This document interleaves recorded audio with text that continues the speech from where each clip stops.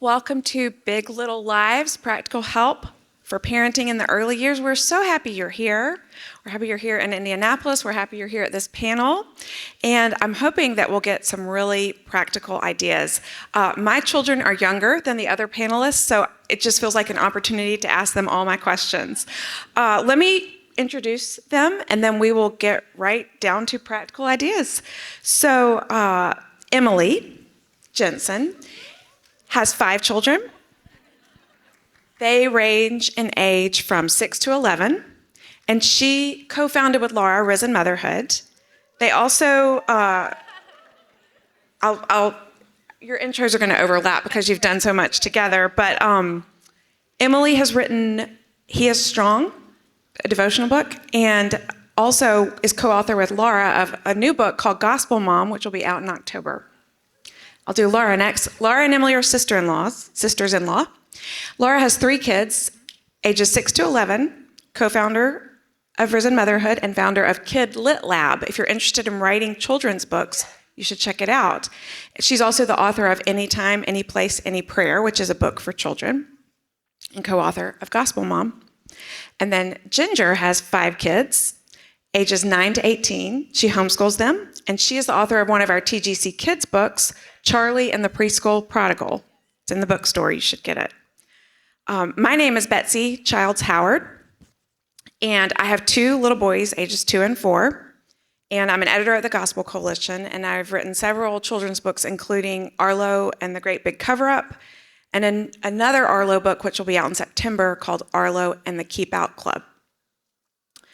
So we are going to gear this conversation towards thinking about children 6 and under, pretty much. There are some of them in the audience. It's great to see the babies out there, and I know you've left a lot at home. But let's dive right in to talking about what does screen time look like in your family before your kids are 6, when they're really little. Emily, what does it look like for you? Yeah, well, we had our 5th child the day after our oldest turned 6. And so we had 5 kids, 6 and under. So I was always kind of a pro screen time mom. I felt like in those years when they were all really young and they needed a lot of help with everything, I did utilize screen time as one tool in my tool belt among many so that I could get things done, whether it's feeding a baby or reading to someone, or, I'd get everybody in the van sometimes and get them strapped in and then turn on a little DVD and then run back into the house and clean the whole house up and get all the bags packed and everything. So I did that a few times. But, I was reflecting on this answer and thinking, when we had kids under 6, that was a long time ago now, it feels like.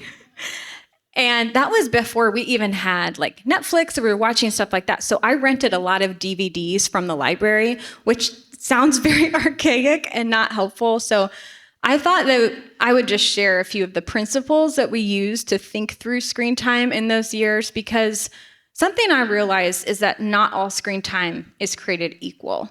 I think there's a big difference between a family sitting together and watching Bluey and a kiddo that is on an iPad alone in their room. Those are 2 different experiences of screen time that are creating 2 different types of habits. And so I really tried to think through time. So how long are they spending on screens? I think that's something that is easy to get caught up in and feel guilty about, but I think find a benchmark in your mind that you and your husband are comfortable with, and it's hey, it's about this much time each day, knowing that there's going to be some days where everybody's sick and it's more than that, and there's going to be other days where you're out at the park all day and you're off doing other things, and they're not having screen time on those days, and that's okay. Another thing would be content. So what are they watching? And I think that that's a lot more challenging in 2024 than it was when our kids were young. And so I really feel like it's a tough environment out there, especially if your child gets control of the remote and they're on a streaming service and they're starting to click through things. So I do feel like it's something to be really aware of. And then type of device is really important. So again, is maybe TV is okay, but you feel hey, iPad is something we don't want to get into yet, or video games. Where do you stand on type of device? I think under 6, we felt like there was a lot of success with just saying it's the TV in the main area where everyone can see it. I could not manage devices for a bunch of kids under 6. I was like, I just can't. Well, and I was wondering, with you and the others, did you do any games at that really early level? Did they they did not play any? No, I mean, if we were on vacation or something, or if they went over to grandma's house, there was a few things, but we have held off on video games as long as we can. So it's kind of a special thing. And then the last thing I was going to say is focusing on good screen time habits, like developing those good practices for kids of like, this is part of our day, we turn it off, we walk away, we love playing outside, we love reading books, we love doing all these other things. We try not to take screens alone in a room, developing those habits early on. So those are kind of the principles that helped us. What does it look like for you, Laura, with small children? Yeah, I think, our kids, they did probably play some iPad games just to give a different look at it. But it was very much monitored. It was in the community room, and lock down your devices. Like, that's the best thing. The best advice I can give you is don't hand a kid your phone or an iPad with an all access pass. There are tons of resources out there to know how to lock them down so that they're very secure. But even, I guess this wouldn't apply for under 6, but we just recently got my son a Kindle because we're like, we don't want him reading ebooks on the iPad. So even there are some other devices out there, if you're like, hey, I have a reader already, that you can look for. But I would say tech time was very similar. And a big thing for my kids is just reminding them that this is a privilege and it's not a right. And we are not going to watch TV every day. And that was, I think for my kids, it was kind of like 3:30, it's TV time. And that's great. But also I wanted them to love being outside and to know that sometimes, like, we just weren't going to fit it in. For some reason, we just can't. And so part of the rule with watching TV was that they didn't complain when it was turned off, and they didn't complain if they didn't receive it. And so setting those expectations, though, ahead of time, I think really helped for those days where, like, we were just genuinely were too busy, or maybe they were playing really well. I'm not going to be like, let's throw on the TV whenever they're playing awesome. You want to let that continue. And then just being really strategic about that time. And so I always ask, like, what is it that I need to get done while utilizing this tech time? And maybe for me, that would have been writing or doing other kind of computer work that's pretty hard to do with kiddos underfoot. So just as a mom, realizing that this is, like, I like what Emily said, a tool in your tool belt to be strategic with, and to not, for me, I think there are days where you're like, hey, I got to go veg too. I need a nap. I'm going to let you watch TV. That is fine. But also consistently more thinking of it as, how do I use it strategically as well to get the work I need to get done too? And if you're not letting them complain when you turn it off, so is that like they would then lose the privilege the next day? Because that is a real problem. Because they've already had it, and then the world just falls apart because I turned it off. Yes. Yeah, I mean, they would just lose the privilege for the next day. That's exactly right. And I mean, very quickly they learn that, Betsy, I was going to give this tip really quick. I heard that if you give your kids a timer and you say, you have 45 minutes, but if you turn it off on your own 5 minutes before the timer's up, I will add 5 minutes the next day. I never figured out how that transferred, like 10 days into the future, but it was a good thing for them to learn that I can actually initiate to mom and say, okay, we're done with screen time. Clever. Ginger, anything to add? I definitely agree with having some principles of what you're thinking of. So for our family, it was community, and that it was a privilege. So we did have one video game that was only on my phone. So they didn't have their own devices. So when we went out somewhere, we didn't live near people we knew, we would bring the kids and we would say, you can play, I think it was Angry Birds, on my phone. And they were so excited. And they could just sit here for a few minutes while I tried on a dress or whatever, or my husband tried on a suit. And but it was kind of a special thing at that time.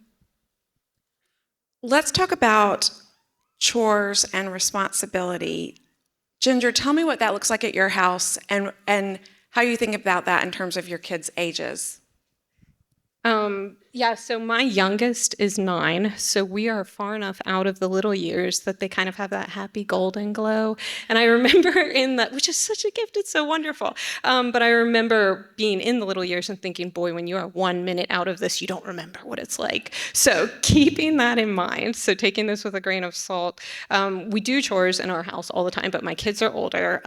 We have sort of 2 ways we approach it, the premise and the practice. The premise is kind of the reason why behind the chores, which doesn't sound practical, but actually is, because teenagers ask a lot of questions. Why do we have to do this? But so do toddlers. And I can explain to them this is part of stewardship. God's given us these gifts, and we work together to care for the good gifts God has given us. We also talk about Adam in the garden, and God told him to work the garden. That was before the fall. Part of us is made to work, where it says we're created by God to do good works, not for our salvation, but to bear fruit. And part of our kids is fulfilled when they're helping, and it's just can be a beautiful thing. In practice, what does that look like? So just speaking friend to friend, not like you have to do all the things we did. I asked one of my teenagers, I said, when did we start chores? And they said, birth. And I mean, I think it felt that way because they were babies, and we would say, hey, can you help me throw this diaper away? And we'd walk to the trash can and throw away the diaper. Can you help me put your spoon in the dishwasher? But I think it's realistic to say that when kids are 6 and under, that it's going to be more work for you for them to do chores. But the idea is that you're increasing their ability and their scope. So they can take care of their own things. They can help take care of our family. They can help take care of God's family. And then by the time they're teenagers and young adults, they have the ability and the awareness to contribute. So really practically, how does that look? Again, this is descriptive, what works for us, not prescriptive. We have chore charts. We still use them. Those are golden. When they were little, we would just draw pictures, and then it was in one of those page protector sleeves, and they would mark it off with a dry erase marker, and then we'd wipe it off. And just really practically, now it's very complicated. I don't even understand the teenagers run it.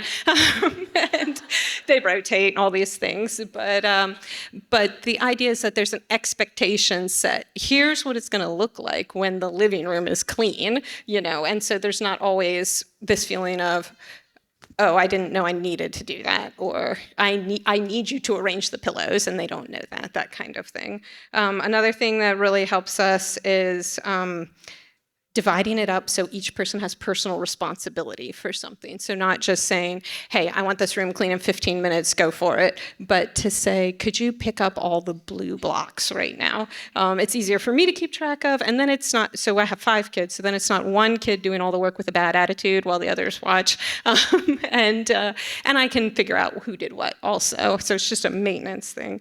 My last tip that was really important for our family is music.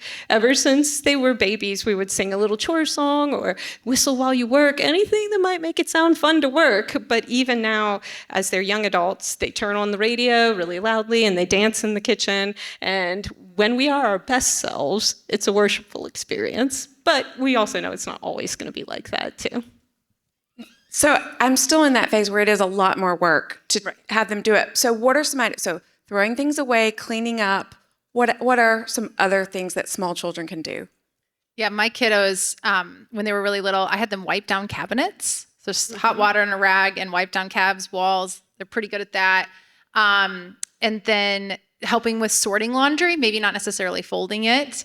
They can socks and underwear. They do a lot of that.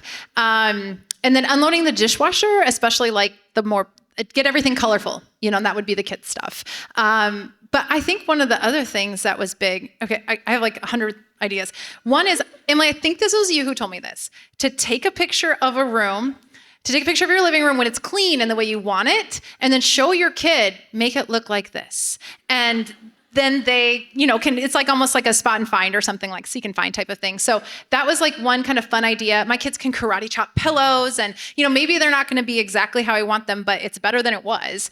And And then I feel like there was one other thing with chores. Oh, I think the biggest thing with chores is really walking them through exactly how to do it and not giving them an assignment before they're old enough. Because I think as Christian moms especially, we're like, everyone needs to contribute to the work of the home. That's like, we know this, we say this, and we want all of our kids to be involved.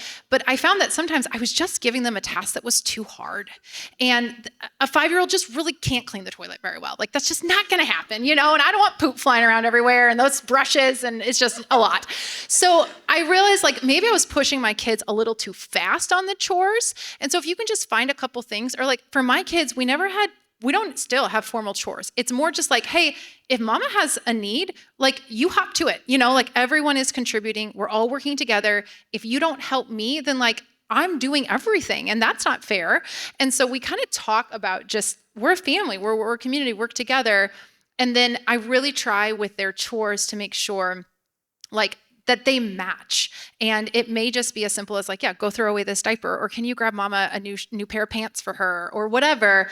And I think that that's fine. If like you don't have like this big formal chore system, that is totally okay. Like they will still learn to be hard workers. Like that will still happen. So I like the idea of wiping down the cabinets, because I don't know but if I get down there and look, I am shocked at what my bottom cabinets look like. I don't think of that as something that you need to clean regularly, but apparently you do. Laura, what is something that parents of young kids can do to strengthen their marriage that doesn't require money or childcare? yeah, I love this question. People always say date nights. That's just expensive, particularly if you don't have grandparents or somebody to watch your kids. Yes, and I'm not going to say a date night in either, so don't worry. Okay, so I think with this, I remember whenever I first became a mom, I was a stay-at-home mom right after my first child was born. And I don't know if you guys know this feeling, but how you kind of have to download to your husband. You're like, and here's what I did today. Like I unloaded the dishwasher, and then I went to the store, and you kind of feel like you need that affirmation of like, I got something done today, and I did something. And so really from that, I realized like I need somebody that I am talking to in a thoughtful way, and like we're having intentional conversations. And so we did a thing called Sunday check-ins, and there were 4 questions that we asked every week, and you can use these, you can change these however you want, but the first question is, how did I love you well this week? So you're looking back, or last week, you're looking back on the week and just affirming one another and saying, I really appreciated when you did this or that, or I loved it when you did this. And you're both answering these questions, right? So how did I love you well last week? The second one is, how could I have loved or cared for you better last week? So that would just be an opportunity for you to say like, oh, I really felt overlooked when this happened, or when you worked late, or whatever those kind of things are. And then the next question is, what do we have on the schedule this week ahead? So it's actually become even more important that my husband talk about our schedule ahead, because stuff's just even crazier with me working and with the kids in school and everything like that. But it's so important, even wherever you are in mom life, to be able to talk about the week ahead and plan for it. And then lastly is, how can I support you best this week? So, hey, I really need you home on Tuesday a little bit early. Or, hey, I'm really nervous about this thing. Can you pray for Thursday morning's Bible study where I'm teaching, or whatever that is? But I really appreciated those 4 questions that were very intentional. You can do them in the car. You can do them on your back porch. You can do them over the phone, like whatever you need to do. But it forces that deeper conversation. And I think that was something that was really vital for my husband and I to stay connected. And I think particularly for me, who's a verbal processor and really thrives on affirmation, with a husband who's more quiet and introverted, to create space for those conversations to happen, and neither of us feeling weird, or like him feeling like, okay, this is my time to talk. I know what I'm supposed to do right now, And so I think that really helped too. Other ideas? Man, we've gotten made fun of for this a lot over the years, but we always put our kids to bed early. Like so early. They're so firm about it, guys. It's good. But What? Throw out a time. like I would say 7 p.m. But older kids. Can I They say have to this? go to their room. Am I sharing too much? 7:30. Oh man, we're gonna get into this. But I think we didn't know at the time we were like creating this rhythm. We were just so tired. Again, we had all these little kids, and we're like, you have to go to bed because we have to be done. And but what would happen is we would clean up together after the kids went to bed, and we would talk, and we'd have a show. And we didn't know this, but we were building in 1 to 2 hours together in the evening. And we didn't always talk or have deep conversations or anything like that. But I saw that as something that really helped sustain our marriage through years where we did not have date night on a regular basis. We did not get that one-on-one time together. But I'm like, oh, but we did at least talk most evenings and connect in that way, even when we were tired. So That's the best thing for us. Right now, our 2 and 4-year-old, they go to bed at 6:30. And we actually wait and have dinner after they go to bed. We'll do family meal times someday. But right now, it's just great for us to eat after they go to bed. And it keeps us sane and connected. As our kids got older, we did that one day a week, and it was date night. But it was fun. It was so fun. It was so wonderful to be able to have that time where we would just have that intentional time together. And the kids were on board with it too. They still are, except now we get to go out, which is awesome. And your older ones can keep your younger ones. That'd be great. Okay, we want to transition to a slightly different format just for a few minutes. And I'm going to get each panelist to give me some rapid fire advice about different topics. So we'll go down the line. We'll start with Emily on this. And these are just going to be short. You don't have to explain very much. What is your best advice about dealing with sleep deprivation? Maybe you just gave it, but. I just gave it, okay. I was going to say go to bed early, but seriously, I could never nap. You know, everybody else like, nap when the baby naps. I'm like, I am not a napper. I can't do it. But if I did not get good sleep the night before, we would put our kids to bed. I'm like, I am just checking out at 8 o'clock, and I would catch up on my sleep that way. Ginger, sleep deprivation. It's real. If I could do it over, you're not crazy. If I could do it over, I would accept more help and I would call my friends more. Like, it's so hard to talk on the phone when you have little kids, but even if I couldn't have a coherent conversation just to check in, I would, if I could do it over, that's what I would do. Laura. Yeah, I would say that kindness is always possible. So no matter how tired you are, you may not be starting a business, you may not be crazy creative, you may not be hosting tons of people, but you can always be kind. We'll start with Ginger this time, so Emily's not always first. What's your best So I don't piece talk of about advice? sleep again. What's your best piece of advice on discipline? It's tricky, but I would say if you can pause before you do anything and talk to the Lord and try to understand the situation before you have a reaction. But it's so hard. I'm not saying I get it right all the time, but if I could do it perfectly, I would try to pause. Laura, discipline. I would say that it is okay to put your child in their room or in a crib until you are ready to re-engage. That it's Ready to what? To re-engage and to be calm, or maybe they need to calm down. So for one of our children, we do have kind of one of those child safety locks on the inside of their door so that they can't get out until I'm ready to come in. And that if things are just really hard, go put them somewhere where they're safe, take a break, and then come back. That is okay. There's no shame. Emily. Once someone told me that consistency and discipline doesn't necessarily mean you give the child the same consequence every single time. And for whatever reason, that just really freed me up because I had like one or two things in my mind of like, when you do this, we do this. And I was like, well, how does that work in public? How does that work at grandma's house? How does that work in this situation? And it just really freed me up to be like, I can respond every time, but it may look different. Very helpful. Okay, Laura, you're first. Feeding small children. What you feed your child does not make you more or less righteous.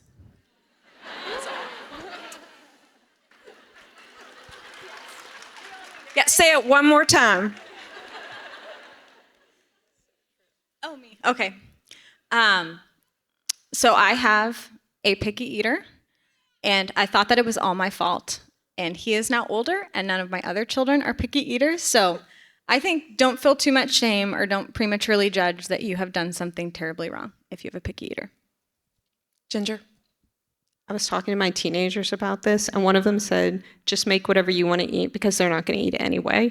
And there's a level of truth to that. But I would say one thing that really was freeing for me was somebody said, aim for a balanced day or a balanced week sometimes, and don't make every meal a battle. They do need help making good choices, but it doesn't have to be every meal, every time perfect. Thank you. Those are very good pieces of advice. Okay, talking with a few more in-depth questions. Laura, how do you explain the rules and choices you make for your family when they differ from other families' choices. And this is especially hard when you're talking about other Christian families or families at church. So there's things that we do because we're Christians that people who are not Christians are not going to do. But then there's things that we do that other Christians let their children do or don't do. How do you talk about that without instilling a sense of pride or judgmentalness? Yeah, I think this is really tough. The whole like, but mom, they got to watch that movie, or but mom, they get to stay up late, like that whole thing. And we live in a cul-de-sac with, as the Lord would have it, like lots of other Christian families that go to our church. My sister-in-law lives literally next door to me. So we are around a lot of believing, incredible families. But it's amazing because we do have different rules in them and we are making different decisions on a daily basis. And so this is often heard in my house. And I think the biggest thing first is just lay that foundation with kiddos of, hey, there's God's rules and then there's our family rules or our house rules. And we kind of call it the Wifler way at our house. So you can think of a cute little phrase if you want, but just helping your children understand that God has certain commands that he has for everyone. And they're pretty clear, like do not lie, do not steal, and you can walk through those things with them. And yet there's a lot of freedom within that, right? Like God actually has very few big rules for his people. And then beyond that, like as parents, we have the freedom and we have the responsibility to make decisions for our kiddos. And I tell my kids, like, God thought I was the best mom for you. So, like, this is what you got, bud, and I don't know why, but I think, and then we just talk through of like, hey, our family's going to make different decisions. Like they have a little sister with disabilities who has different needs, and those families don't have kids with disabilities. So of course our life is going to look little bit different. And yet I also like to point out on the other side of areas where like, in their minds, it's a positive thing, right? So making sure that even when your kid's seeing like, oh, they got to watch this show or this movie, and I'm like, yeah, but you got to go over to this place and they haven't gone to that place. And just them seeing areas where it's a positive thing that like the rules that our Wifler family have that we really love, we're really glad to be a part of this family. And we're happy for that family, but we're just not at that spot yet. And so I think that's one thing. And then also, I have found that sometimes, especially among my Christian friends and what my peers are doing, that sometimes the reason I'm not allowing my child to do something is less so because I believe it's not right or morally okay for my kids or something like that, but it's more maybe because I'm being a little bit lazy or because I'm just not interested in that, right? Like I'm not vetting that movie, so it's a no. Or, I'm like kind of tired. So like, no, we're not going to stay up late and go to the pool. Like, I'm too tired. And so I think that that's something I've had to kind of work through of recognizing where are areas where I am saying no, or I'm bringing a rule into our home because I'm tired and lazy and not because I believe it's what's best for my child's flourishing. Or like, what is the big deal if they stay up until 9 on the 4th of July, or see fireworks or something? Like, can I bring in fresh freedoms and learn from some of these other families in certain areas? And just making sure that's a heart motivation thing, right? Like different families, again, will make different choices, but that's a little gut check that you can make, I think. And try to be free with your kids where you can. I want to be a yes mom, right? We want to be yes moms, and so try to do that. I would love to hear from the rest of you. So I was going to say that one of the things, as my kids have gotten older, so I love what she said, but also thinking that it's so freeing to be, that there are things that I'm good at that another mom might not do. So my kids get to do some things that another mom would say no to. And so there's just, God has a good plan. He has a good purpose for our kids. My kids are all terrible. I hope there's some of them in this room. My kids struggle sometimes with math because it is not my area of gifting, and I have been their teacher. So very humbling, but they are pro at grammar. So like, there's just different things that different families bring, and to know that I don't have it all, but I can maybe contribute to another family or have another family speak into mine as well. Emily. Yeah, I think something we try to tell our kids at times, because they're very curious and they want to know why. And they have been the kids who've gone to the other family and been like, but why don't you X, Y, and Z? Or why do you X, Y, and Z? So we've also had to coach our kids of that's for their parents to explain to them. That's for them to talk about in their home. Bring your questions to us. But if you see your friend doing something different, I think it's okay to have that preparatory conversation to say, hey, that's not something that we need to comment about. Yeah, that's how to handle like Santa, Halloween. Like that's how you handle a lot of that stuff is like, hey, every family gets to talk about that within their own family, not with others, you know. And probably as you talk about those things with your children, they will really pick up on your heart for it. So I know if my heart is really, we don't do that because we really are better than the family down the road, they're going to pick up on that. So that makes me want to go back and search my heart for because we need to do what we think is right. But I don't want to then just inculcate pride in my children by doing that. Also, sometimes not wanting people to think I'm a bad parent is a good wake-up call for me for something that like my child is doing that I need to curtail, some kind of bad behavior. But other times I find myself caring more about what other people think than what's actually good for my child. So Ginger, do you have advice or can you tell me how you have dealt with that? Just the way you parent in front of other people's eyes. It is so hard. That is such a hard issue. And I think it's because it ties to what we love, and we don't always understand or even know what we love. There's all these sort of background things, but we tend to love ourselves more than our children. And it's just because we're selfish, fallen people. So part of that... So I remember one time when my daughter was maybe 5, one of our kids spilled something, and I told her to go get some paper towels. I was angry with her. I mean, I wasn't angry, but I was just like, please go get the paper towels. And she kind of hesitated, and I could see that she wasn't going to go. And so I said, go get the paper towels. And then she was gone a long time. And I said, please bring those paper towels upstairs now because the spill is on the floor. And I heard her scrambling around, and she brought me up a stack of alphabet flashcards. And very upset. I saw that the last one she had pulled off quickly and had torn the wall, and I was harsh with her. I sent her out of the room, and I got the paper towels myself and calmed down, and I looked back at what she had handed me, and they had been stuck up on the wall because she was learning her ABCs, and she had brought me A-E-I-O-U. So she had brought me the paper vowels, and in that moment I thought, my child is kind of a genius, and I am such a fool. And I was thinking in that moment, what went wrong here? I was preferring my own convenience over what was best for my child, just not even stopping to listen to really understand each other on this issue.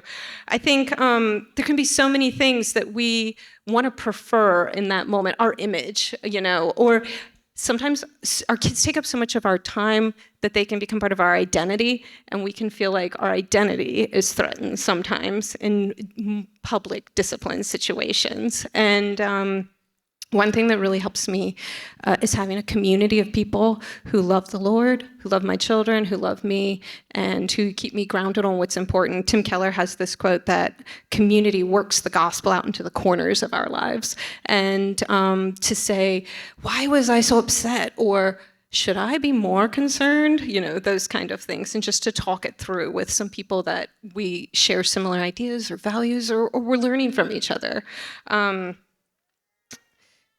Tim Keller has this quote, anger is energy released to defend something that you love. So God is angry towards evil that dishonors him and that ruins that which he loves. But the problem with human anger is that we tend to overlove the wrong things. And so in some ways, raising children is kind of like a years-long academy in learning what our hearts really love, kind of getting down to the root of it. And by God's grace, teaching us to drawing our hearts more to him and more to our children, to the things that he loves. Because it can so quickly go from, I love discipline because God tells us to discipline our children, to I want people to think I'm a good disciplinarian. And that is the guiding motivation.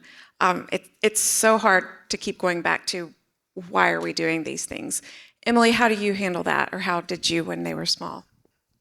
Discipline or being embarrassed? Or all those Discipline, or just parenting in front of other people. Parenting from, I mean, I feel like I always was like sweating and my heart was palpitating. But so we have one child who has developmental delays, disabilities. And so I have been in some very awkward situations with him. I mean, just carried a child out, screaming. And I do find that it's a good opportunity for me to bring my heart before the Lord. And again, like, who do I answer to? who knows me best, who saw that situation and knows, what was going on. And honestly, to walk forward knowing that it's not helpful for me to replay that situation over and over again. There have been a couple times where I'm like, what my child did, I need to coach them to go back and make that right. But then we all need to move on, and we need to move forward in faith and try not to live in shame for that. So I've had to really coach myself through some of those embarrassing moments. I think a big piece of this is that we tend to tie our identity to their behavior. It's like a direct reflection of, am I a good mom or am I a bad mom? When my kids obey, I am a good mom. And when they disobey or embarrass me, then I'm a bad mom and I didn't do a good enough job and I'm missing something. And, I too have a daughter with disabilities. She's highly social. She's highly active. She's just a big presence everywhere she goes. And I remember with my first two really feeling like I was like a decent mom. They were pretty well behaved and they're gentle kids. And the Lord just really spoiled me, I think. And then I had my youngest and I realized okay, yep, they are not a reflection of me. Those older kids, that's nothing good that I did because I'm parenting this. I'm the same mom with this one and everything's going differently. And I have been in so many situations where I'm just I'm as confused as you, dude, at the checkout lane. I don't know what to do. You want to try something here? I don't know. And I think that is, it is a loss of yourself and it is a death to yourself. And to just say this child's behavior is not a reflection of who I am as a mom. And maybe, some discipline strategies need to be engaged. And maybe, there need to be more rules. Every kid is different. But it has really taught me, I think, to have so much compassion for moms and that we don't know the story behind. We don't know all the things that she's tried, all the advice that she's gotten, all the advice she hasn't gotten yet and maybe needs and different things like that. And so I think as we think about our children, it's only preparing us for as they become adults and they make their own decisions. And some of our kids, reality is not every single child that is related to this room is going to follow Jesus and do all the right things. All of our kids are going to make mistakes. They're going to fail. And it can't be attached to our identity of who we are as a mom. All we can do is be faithful in the moment. And all we can do is take the very next step and apply what we know, what the gospel has shown us, what the Lord has done in our lives, and then leave the rest up to him, and just say, open hands, Lord, with my kid. And I don't know, I think it ends up creating a lot of, when you can just laugh along with it or sort of look a little confused with it, I think with other people, they feel uncomfortable, they feel weird, but I'm just whatever, I don't know, you just can't care. I used to think of it as humiliating. And now I've just realized, no, this is just life in the fall. And I'm just humbled and, this is just us, we're just my daughter walks like this, everywhere we go. And she got this big, huge walk and we're just a lot, but you just let it go.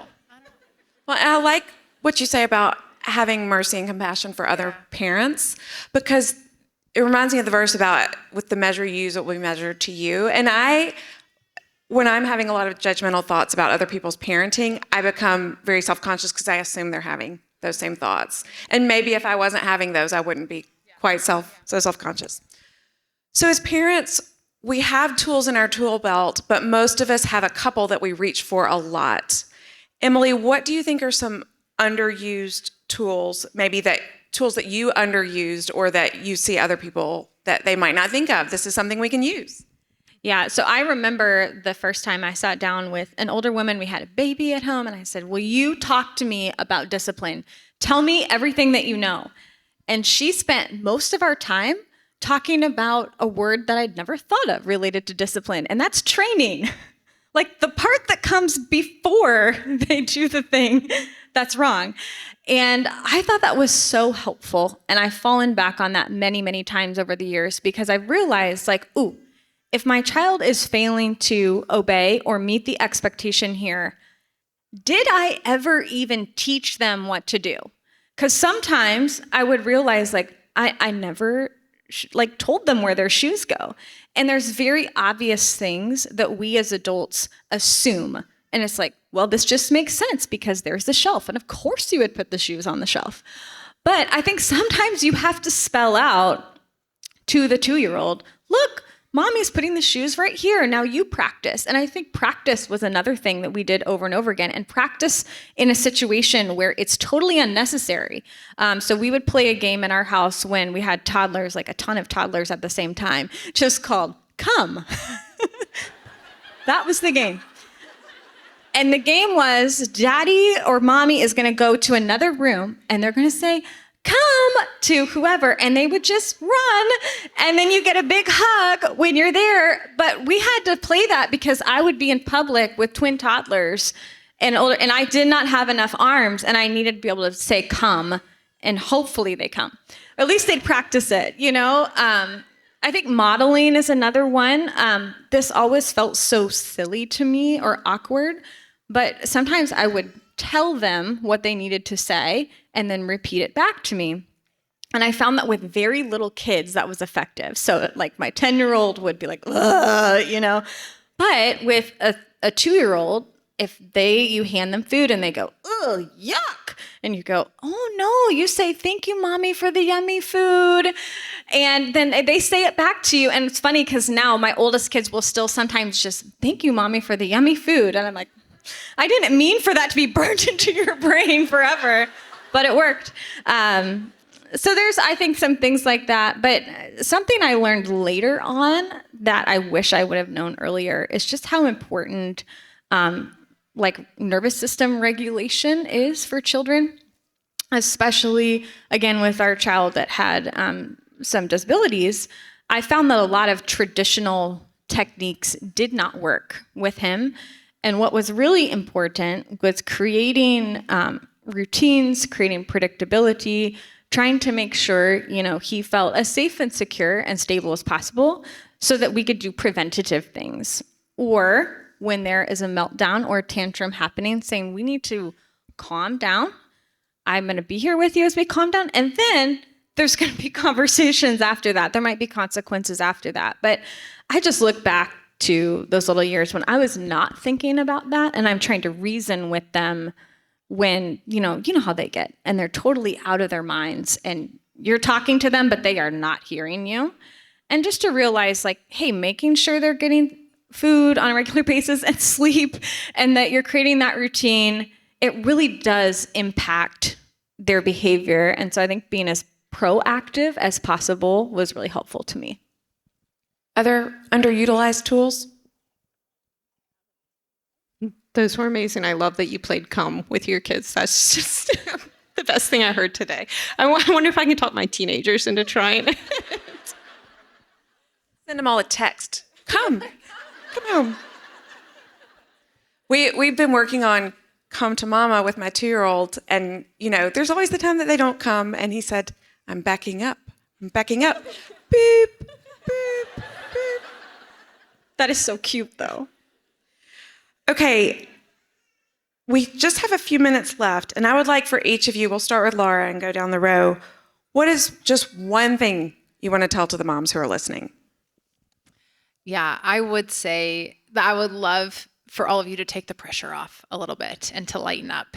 And what I mean by that is that I think that especially when you are a mom with little kids at home, it's this whole new world that has opened up, and there's all these opportunities, and there's these ways to develop your child spiritually and physically and mentally. And, it's just this really fun, wild research phase. It's a season where there's not an end to the learning that you can do and the ways that you can apply yourself and the ways that you can cultivate your children.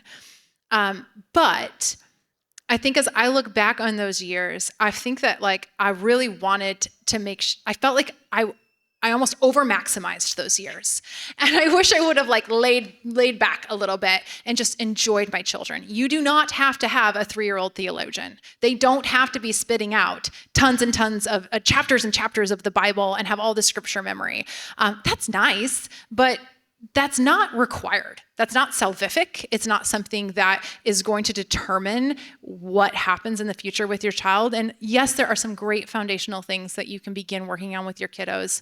But my guess is that most of you that come to things like this, that care about your children and want to grow in motherhood with them, you're probably really excited and intense about it. I was intense, so I feel like I can say that, but I just want to just say, take some of the pressure off and enjoy your children, and don't feel like these little years are all you have. We say 18 summers, but it's also like 18 summers. You have time with them, and make sure to space that out in appropriate ways so that you're not overdoing it in the little years.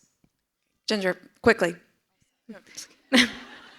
I love what Laura said about earlier about our identity, and our hope is in the Lord. It's not in our parenting. We're called to obey the Lord, to love our children well. We're not called to have perfect children.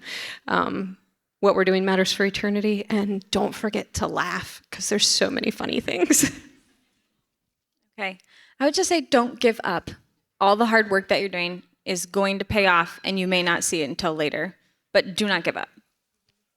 Well, thank you so much. Thank you all for listening, and we will commit our children to God. We hope you enjoyed this video. Who's someone you know that would also be encouraged by it? You should send this to them. The Gospel Coalition provides trusted, timely, gospel-centered resources to help each of us in our ministry and life. Join in that mission and share this video with a friend.